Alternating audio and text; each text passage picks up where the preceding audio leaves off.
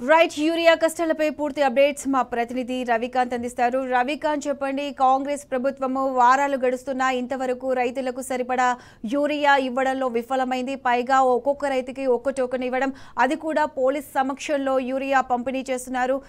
మరి ఈ విషయంలో ప్రభుత్వం ఫెయిల్ అని అనుకోవచ్చా? పూర్తి అప్డేట్స్ ఏంటి? మీరు చెప్పినట్టు యూరియా విషయంలో ప్రభుత్వం పూర్తిగా ఫెయిల్ అయింది.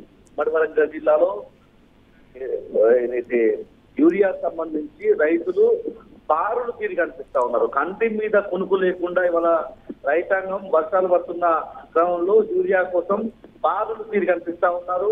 పోలీసులకు కూడా ఇది ఒక తలనొప్పిగా మారిపోయిన పరిస్థితి కనిపిస్తా ఉంది. ఒకవైపు రైతు దేశానికి అన్నం పెట్టేటువంటి అన్నదాత, మరోవైపు పోలీసులు వాళ్ళను కంట్రోల్ చేయడానికి ఇబ్బందులు పడతా ఉన్న పరిస్థితి. పూర్తి స్థాయిలో రైతాంగం అయితే తీవ్రమైనటువంటి ఆగ్రహం వ్యక్తం చేస్తున్నారు.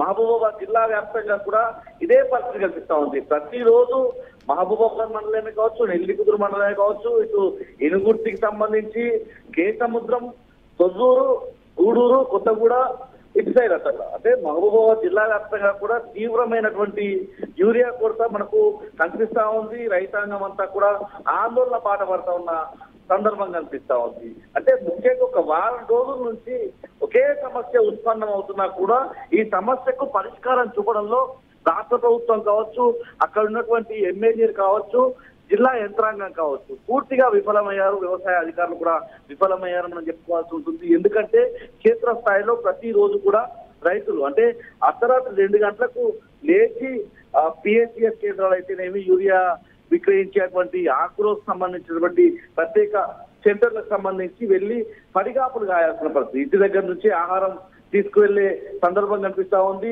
మధ్యాహ్నం 2-3 గంటల వరకు అంటే ఒక రైతు అర్ధరాత్రి 2 గంటల తర్వాత కంటి మీద కొడుకు లేకుండా నిద్రాగారాలు మర్చిపోయి మానేసి ఇవాళ యూరియా కోసం ఇవాళ రోడ్డు ఎక్కాల్సిన దుస్థితి దాపరించిందని మనం చెప్పుకోవాల్సి ఉంటుంది. ఇక్కడ తొర్రూరు సంబంధించి తొర్రూరు మండల కేంద్రంలోనూ రైతాంగం అయితే ఆందోళన వ్యక్తం చేస్తున్న పరిస్థితి కూడా మనకు కనిపిస్తా ఉంది. అక్కడ ఉన్నటువంటి పిఎస్సిఎస్ కేంద్రం దగ్గర బారులు తీరి రైతాంగం కనిపిస్తా ఉన్నారు. ఉదయమే అన్ని పనులు కూడా వదిలిపెట్టుకొని, ఇంట్లో పనులు వదిలిపెట్టుకొని, వ్యవసాయ పనులన్నీ వదిలిపెట్టుకొని కేవలం యూరియా కోసమే ప్రతిరోజు రైతులు పిఎస్సిఎస్ కేంద్రాల వద్దకు వస్తున్న పరిస్థితి, అక్కడే పడిగాపులు గాయాల్సినటువంటి దుస్థితి మనకు కనిపిస్తా ఉంది.